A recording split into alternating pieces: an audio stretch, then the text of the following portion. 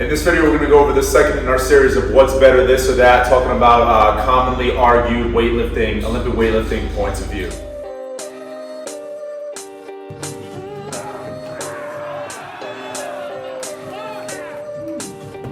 What's up, everyone? I'm Jesse Rosario. This is Alex Hall. We are the owners of JDI Barbell. Today, we're going to talk about specific foot positions for your pull, for your clean, and your snatch. What are we actually trying to accomplish here, right?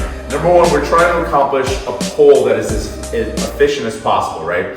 That has a lot to do with, number one, it has everything to do with balance, okay? But then it also has a lot to do with trying to use as much musculature and force in your lower body, in your legs, in your trunk as possible, okay? Now, ideally what that would mean is that, if I told you to jump as high as you possibly could, all right, or jump as far as you possibly could, if you have any kind of athletic background, you'll probably put yourself in a more toe straight position to actually accomplish that, okay?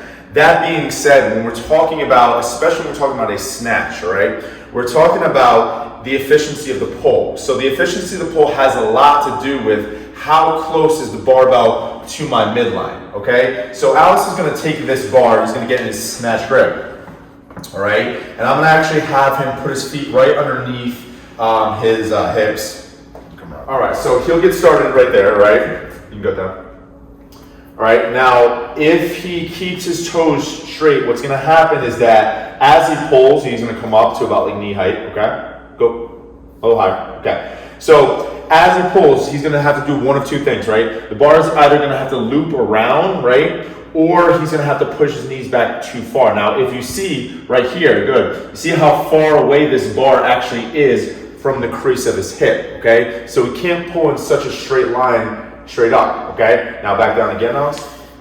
If instead now, Alex, because his femurs are a bit longer, right, he actually flares his toes out a lot more, and I'm gonna actually have you do it even more, okay? Now his knees will follow the position of his toes. So now as he pulls up, go up, right? There you go, even more, even higher, okay? As he pulls up, he doesn't have to think about pushing his hips back or his knees back. He doesn't have to think about transferring his balance from his midfoot to his heel, throwing him off balance, right? All he has to do is kind of just open up his knees, and now he can keep the bars a lot closer to his hip to actually make contact in a more linear path. To make the pull actually more efficient, right, you need to keep the bar as close to that straight vertical pattern as possible, that straight vertical line as possible, right? For somebody built like Alex, right, to actually keep that as straight of a line as possible, he's gonna have to flare his toes out quite a bit so that his knees actually get out of the way of that bar, okay? Now this is also going to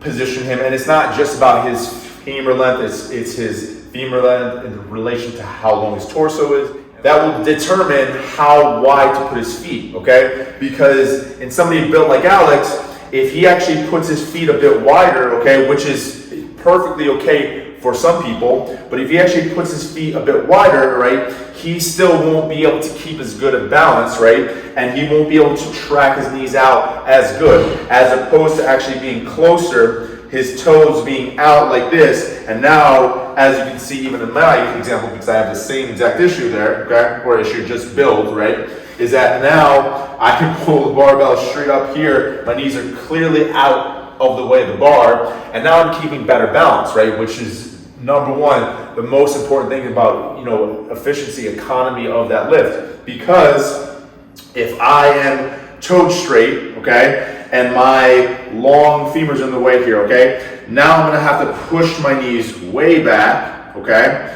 and then if I do that, I'm gonna be off balance here. I'm gonna be way too heel heavy, all right? And then I'm gonna compensate throughout that second pull by now transferring more weight than I should towards my toes, and my hips kind of chase after that bar instead of drawing the barbell in towards the place of contact on my hip will actually chase after that bar, and now I'm gonna actually push the barbell out. For the clean, because your hips are starting in a different position and because your hands aren't as wide, right, he actually might be able to pull off a more toed straight position on that clean and still actually maintain balance and still actually get his knees out of the way of the bar adequate enough to pull in as straight line as possible. So Alex is going to grab it with his clean grip now, and he's going to hit and he's gonna stand straight up, right? And we determined that Alex would be about right here, okay? His toes are slightly flared out, but as you can see, right, definitely not as wide as his snatch, right? Now get down to where you would pull the bar from.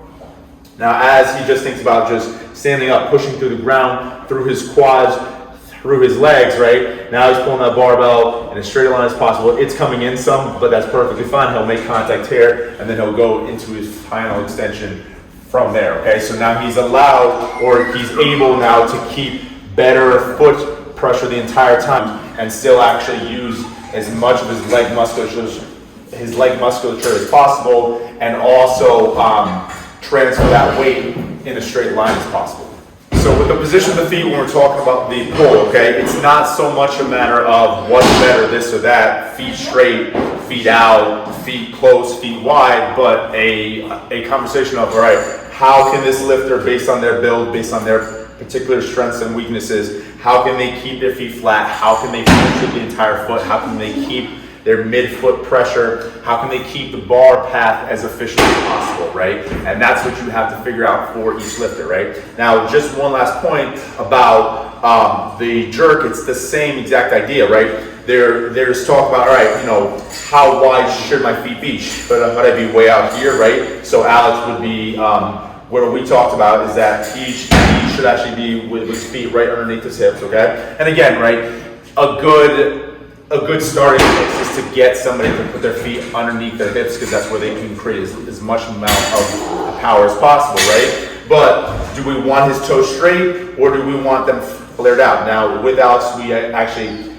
determined that he would be even more flared out than that, okay? Because when he was dipping, right, he was pushing his knees too far forward like this. He was throwing himself off balance, so he's throwing that weight forward in front of him instead of driving it up and slightly back, okay? So with this now, as he dips, he can keep his torso nice and upright. He can load his legs adequately, not just his quads, but his adductors, his hips, and stuff as well, and his knees track out, so that now, because his knees track out, now he can dip straight down and he can drive straight back up, right? So, if you found that helpful, like, subscribe, and share.